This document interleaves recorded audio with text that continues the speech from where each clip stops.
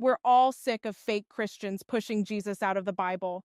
I've been trying to decide what I wanted to say about it, but Monty says it best. Y'all get so mad when I say the Bible shouldn't be in schools, not just because of the separation of church and state, but because it's not working in churches. You want to slap that into a classroom while you don't want to feed the kids that go to that classroom. You love talking about the 10 Commandments in a classroom when you don't feed the poor, which the Old Testament commands hundreds of times. You also don't follow the clothing restrictions or dietary restrictions. And when you get confronted with that, you backpedal and you say, oh, well, Jesus died on the cross for us, and so he abolished the old law. That's weird. Then why do you use it to demonize gay people? But since we're talking about Jesus, let's just see what Jesus actually said, because it's always the 10 Commandments and never the Beatitudes, I've noticed. And I wonder why that is. Could it be that the Beatitudes say, blessed are the poor in spirit, for theirs is the kingdom of heaven. Blessed are those who mourn, for they will be comforted. Blessed are the meek, for they will inherit the earth. Blessed are those who hunger and thirst for righteousness, for they will be filled. Blessed are the merciful, for they will be shown mercy. Blessed are the pure in heart, for they will see God. Blessed are the peacemakers, for they will be called sons of God. Do you see that reflected in Americans, Christians culture right now, especially with our current administration? I don't. And Matthew 7, which I don't need to flip to because it's memorized,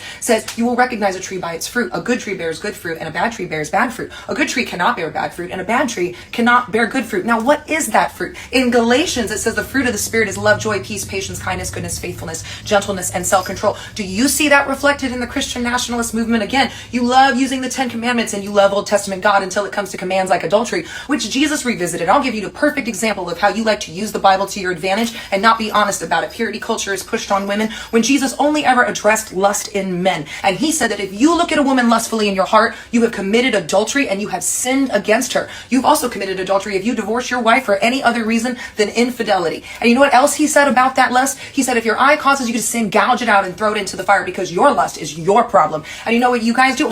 That's not literal. Oh, so it's only literal when it's convenient.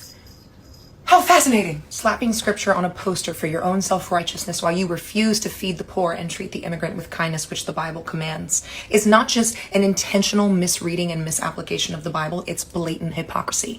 It's what Jesus said in Matthew 23:25 when he said, woe to you, you Pharisees, you teachers of the law, you hypocrites. You clean the outside of the dish and the cup, but inside you are full of greed and self-indulgence. What do you think?